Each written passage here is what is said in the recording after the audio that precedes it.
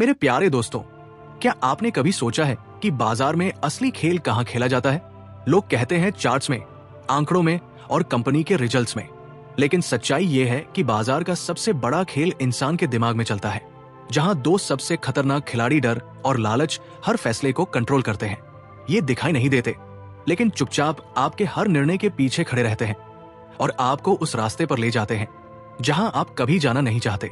जब कोई नया निवेशक मार्केट में आता है तो वो सोचता है कि वो सिर्फ पैसा लगाने आया है, जबकि असल में वो अपने दिमाग की सबसे कमजोर कड़ी को लेकर मैदान में उतरता है। और इस मैदान में ऐसे खिलाड़ी पहले से मौजूद होते हैं जो सिर्फ इसी कमजोरी पर खेलते हैं। लालच तब फुसफुसाता है जब पहली बार प्रॉफिट दिखता है, थोड़ा और रुक जाओ, और डर तब जकड़ लेता है जब स्टॉक लाल निशान में जाता है, अभी बेच दो वरना सब चला जाएगा। यही है बाजार का असली खेल। यही वो जगह है जहां मार्केट के अनुभवी खिलाड़ी आपको अपनी चाल में फंसा लेते हैं। वे जानते हैं कि कब भीड़ डरने वाली है और कब लालच से अंधी होने वाली है। वे जानते हैं कि कब किसी न्यूज को बढ़ा चढ़ाकर पेश करना है ताकि नए लोग घबरा जाएं और अपनी पोजीशन सस्ते में बेच दें, और कब किसी खबर को सुनहरी चाबी की तरह दिखाना है ताकि लोग दौड़कर खरीदारी करने लगे। अगर आप गौर करें तो मार्केट में हर बड़ा मूव एक कहानी के साथ आता है। कभी वो कहानी डर की होती है, किसी कंपनी पर रेगुलेटरी जांच, ग्लोबल मंदी की खबर या कोई नकारात्मक आंकड़ा। इन खबरों के आते ही भीड़ घबराती है, सेलिंग शुरू होती है, और जिनके पास अनुभव है वे जानते हैं कि ये डर ज्यादा देर नहीं टिकेगा। वे उसी समय खरीदारी करते हैं जब बाकी लोग बेच रहे होते हैं।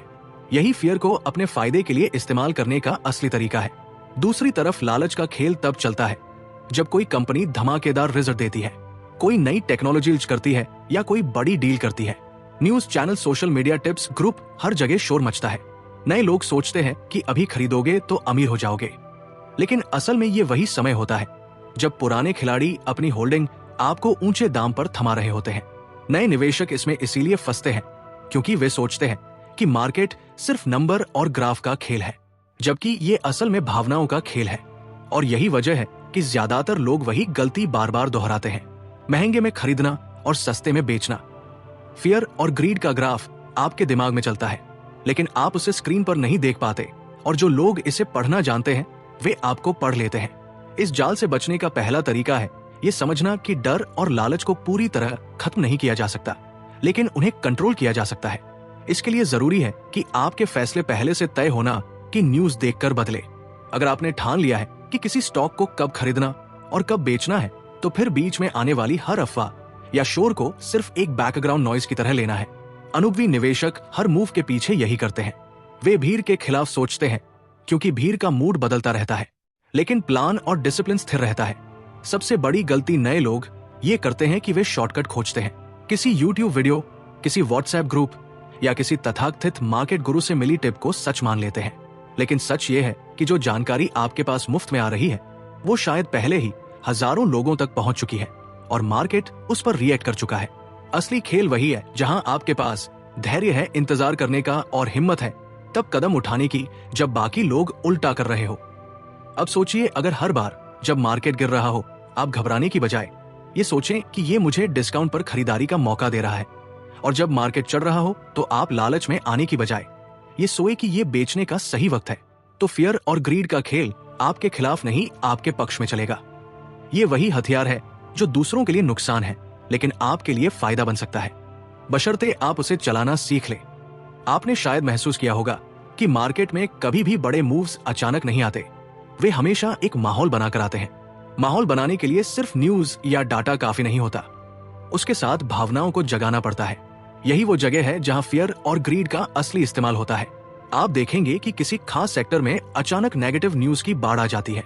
Analyst reports, media headlines, social media posts, हर जगह एक ही सुर गूंजता है कि ये सेक्टर अब खत्म हो रहा है। भीड़ का मनोविज्ञान यही कहता है कि अगर सब कह रहे हैं तो शायद सच होगा। यही वक्त होता है जब डर भीड़ के अंदर पनपने लगता है, और जैसे जैसे ये बढ़ता है लोग अपने शेयर बेचने लगते हैं, अक्सर बिना सोचे समझे, सिर्फ इसलिए कि बाकी लोग बेच रहे हैं। इसी दौरान पर्दे के पीछे वे लोग जिन्हें हम मार्केट के दमदार खिलाड़ी कहते हैं उल्टा काम कर रहे होते हैं। उनके पास रिसर्च होती है, डाटा होता है, और सबसे महत्वपूर्ण उनका अपना अनुभव होता है। वे जानते हैं कि भीड़ का डर कब ओवर रिएक्शन बन जाता है, और उसी पल वे सस्ते में खरीदारी शुरू कर देते हैं। लेकिन वे ये काम चुपचाप करते हैं, क्योंकि अगर उनकी खरीदारी के बारे में शोर हो गया तो डिस्काउंट खत्म हो जाएगा। लालच का खेल थोड़ा अलग है, लेकिन उतना ही खतरनाक। ये तब खेला जाता है जब लोगों को यकीन हो जाता है कि पैसा कमाना अब आसान है। ये यकीन किसी स्टॉक की तेज रैली से, किसी नई इंडस्ट्री के उभरने से या किसी बड़े इवेंट की उम्मीद से पैदा होता है। जैसे ही एक दो लोगों को बड़ा फायदा होता है और वे अपनी कहानी सोशल मीडिया पर डालते हैं, बाकी लोग भी सोचते हैं अगर वो कर सकता है तो मैं क्यों नहीं। और यही सोच भीड़ को लाइन में खड़ा कर देती है खरीदारी के लिए। इस दौरान असली खिलाड़ी वही करते हैं जो वे डर के वक्त करते हैं। भीड़ के उल्टा जब सब खरीद रहे होते हैं, वे चुपचाप बेच रहे होते हैं। फर्क बस इतना है कि यहाँ बेचने का काम उतनी जल्दी नहीं होता जितनी जल्दी डर में खरीदारी होती है, क्योंकि लालच का बुलबुला फूटने में वक्त लगता है और इस वक्त का इस्तेमाल बड़े खिलाड़ी अपनी होल्डिंग धीरे धीरे बेचने के लिए करते हैं ताकि मार्केट में हलचल ना हो। नए निवेशकों की सबसे बड़ी समस्या यह है कि वे इन पैटर्न्स को पहचानने की कोशिश ही नहीं करते। वे सिर्फ प्राइस मूव्स देखते हैं और ये मान लेते हैं कि यही ट्रेंड है। लेकिन प्राइस मूव्स के पीछे की सच्चाई हमेशा एक कहानी होती है, और वो कहानी भावनाओं की होती है। जब तक आप ये नहीं समझेंगे कि भीड़ क्यों खरीद रही है या क्यों बेच रही है, तब तक आप सिर्फ भीड़ का हिस्सा बने रहेंगे। इस खेल से निकलने का तरीका है कि आप अपनी नजर सिर्फ चार्ट पर नहीं बल्कि उस माहौल पर भी रखें जो बनाया जा रहा है। ध्यान दीजिए कि जब किसी सेक्टर में बहुत ज्यादा नेगेटिव न्यूज आने लगे तो क्या वाकई उसका फंडामेंटल इतना खराब है या ये सिर्फ शोर है। और जब किसी स्टॉक की तारीफ हर जगह होने लगे तो क्या वाकई उसमें ग्रोथ की उतनी क्षमता है या ये बस एक भीड़ की सनक है। असली निवेशक बनने का मतलब है अपने दिमाग को इस तरह ट्रेन करना कि वो भीड़ की भावनाओं से प्रभावित ना हो, बल्कि उन्हें पहचान कर उनके खिलाफ खेले। ये आसान नहीं है, क्योंकि फियर और ग्रीड सिर्फ बाजार में नहीं, आपके अंदर भी बैठे हैं। लेकिन जैसे जैसे आप ये समझने लगते हैं कि ये भावनाएं कैसे ट्रिगर होती है, आप उन्हें एक टूल की तरह इस्तेमाल करना सीख सकते हैं। एक पुरानी कहावत है कि मार्केट हमेशा ओवर रिएक्ट करता है, चाहे वो डर में हो या लालच में। इस ओवर रिएक्शन को पहचानना ही वो कुंजी है जिससे आप अपना गेम बदल सकते हैं। इसके लिए आपको सिर्फ टेक्निकल एनालिसिस नहीं बल्कि मार्केट साइकोलॉजी को भी पढ़ना आना चाहिए। और यही वो जगह है जहां नए और पुराने निवेशकों का फर्क साफ दिखता है। मार्केट में फियर और ग्रीड को सिर्फ महसूस करना ही काफी नहीं है, इसे मापना भी आना चाहिए। आप सोच रहे होंगे कि भावनाओं को कैसे मापा जा सकता है, ये तो अदृश्य होती है। लेकिन सच ये है कि मार्केट में हर भावना का असर कीमतों और डाटा में छप जाता है। इसी वजह से बड़े निवेशक सिर्फ चार्ट नहीं देखते, वे उन संकेतों को पढ़ते हैं जो भीड़ की मानसिकता को उजागर करते हैं। इन्हीं में से एक टूल है जिसे कई लोग फियर एंड ग्रीड इंडेक्स कहते हैं। ये इंडेक्स अलग अलग फैक्टर्स के आधार पर तय करता है कि अभी मार्केट में डर ज्यादा है या लालच। इस इंडेक्स को समझना आसान है, लेकिन इसमें महारत हासिल करना मुश्किल है। ये आमतौर पर 0 से 100 के बीच का स्कोर दिखाता है। 0 के करीब का मतलब है कि भीड़ डर से भरी हुई है और 100 के करीब का मतलब है कि लालच अपने चरम पर है। लेकिन यहां गलती यही होती है कि लोग इस स्कोर को देखकर तुरंत खरीदने या बेचने का फैसला कर लेते हैं, जबकि समझदार खिलाड़ी इसे सिर्फ माहौल का बैरोमीटर मानते हैं, सीधा आदेश नहीं। अगर इंडेक्स बहुत नीचे है तो यह संकेत है कि डर अपने पीक पर है। ऐसे समय में मार्केट अक्सर अंडरवैल्यूड होता। मार्केट अमूनी से जान मंदा हुआ है और अच्छे स्टॉक्स डिस्काउंट पर मिल सकते हैं। लेकिन यह भी देखना जरूरी है कि क्या यह डर वाजिब है या सिर्फ ओवर रिएक्शन। समान रूप से जब इंडेक्स बहुत ऊपर हो तो यह चेतावनी है कि लालच ने भीड़ की आंखें बंद कर दी है। ऐसे समय में अक्सर मार्केट ओवरवैल्यूड होता है और थोड़ी सी नेगेटिव न्यूज भी भारी गिरावट ला सकती है। अनुभवी निवेशक इस समय या तो धीरे धीरे प्रॉफिट बुक करना शुरू कर देते हैं या नई खरीदारी रोक देते हैं। लेकिन नए लोग अक्सर यही समय चुनते हैं मार्केट में कूदने के लिए, क्योंकि उन्हें लगता है कि ट्रेंड अभी और चलेगा। यही वो पल है जहां फियर और ग्रीड सबसे ज्यादा नुकसान पहुंचाते हैं, क्योंकि वे आपको वो करने पर मजबूर करते हैं जो आपको नहीं करना चाहिए। इंडेक्स के अलावा भी कई संकेत होते हैं, जैसे वॉल्यूम। अगर अचानक किसी स्टॉक में असामान्य वॉल्यूम आ जाए और प्राइस में तेज मूव हो तो ये सिर्फ न्यूज का असर नहीं हो सकता, ये भीड़ के मूड का भी संकेत है। समान रूप से ऑप्शन मार्केट के डाटा जैसे पुट कॉल रेशियो भी ये दिखा सकते हैं कि लोग कितने बुलिश या बियरिश है। जब ये रेशियो बहुत कम हो तो समझिए कि लालच ज्यादा है, और जब बहुत ज्यादा हो तो डर का राज है। लेकिन यहां सबसे अहम बात यह है कि आप इन संकेतों को भीड़ के उल्टा पढ़ना सीखें। अगर सभी संकेत कह रहे हैं कि अभी डर हावी है तो घबराने की बजाय सोचना चाहिए, क्या यह मौका है? और अगर सब संकेत कह रहे हैं कि लालच चरम पर है तो ये पूछना चाहिए, क्या ये खतरे की घंटी है? कई बार अनुभवी निवेशक फियर और ग्रीड को मापने के लिए सोशल मीडिया सेंटिमेंट का भी इस्तेमाल करते हैं। ट्विटर, टेलीग्राम, व्हाट्सएप, ग्रुप्स, इन जगहों पर अगर हर कोई एक ही स्टॉक की तारीफ कर रहा है तो समझ लीजिए कि लालच का तापमान ऊंचा है। और अगर हर कोई किसी सेक्टर को कोस रहा है तो शायद वहां डर ने अपना कब्जा जमा लिया है। फर्क सिर्फ इतना है कि आपको इस भीड़ के खिलाफ सोचने की हिम्मत होनी चाहिए। असल में फियर और ग्रीड को हथियार बनाने का मतलब यही है कि आप इन्हें एक सिग्नल की तरह लें, ना कि एक कमांड की तरह। इंडेक्स सिर्फ ये बताता है कि मैदान में भीड़ किस तरफ है, लेकिन ये आप पर है कि आप किस तरफ खेलेंगे। अगर आप भी उसी तरफ हो तो आप बस भीड़ का हिस्सा है, लेकिन अगर आप सही मौके पर उल्टा खेलते हैं तो आप वो खिलाड़ी हैं जो भीड़ से कमाता है। और यहां एक राज और है, ये इंडेक्स और संकेत हमेशा परफेक्ट नहीं होते। कई बार डर लंबे समय तक बना रहता है और कई बार लालच महीनों तक चलता है। इसलिए इन्हें अकेले इस्तेमाल करना गलती है। इन्हें अपने रिसर्च, चार्ट्स और फंडामेंटल एनालिसिस के साथ मिलाकर इस्तेमाल करें, तभी ये सच में हथियार बनेगा। वरना ये बस एक और शोर का हिस्सा बन जाएगा। आपको लग सकता है कि डर और लालच बस लोगों के दिमाग में अपने आप पैदा होते हैं, लेकिन सच्चाई यह है कि इन्हें अक्सर कोई पैदा करता है। ये खेल उतना ही पुराना है जितना खुद बाजार।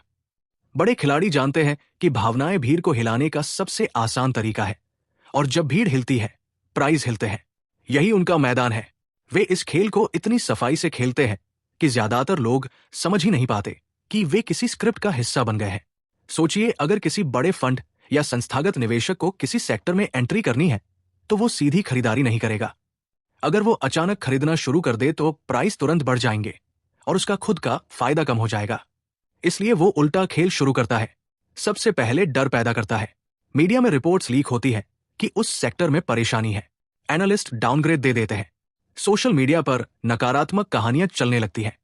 धीरे धीरे रिटेल निवेशक घबराने लगते हैं और अपने शेयर बेचना शुरू कर देते हैं।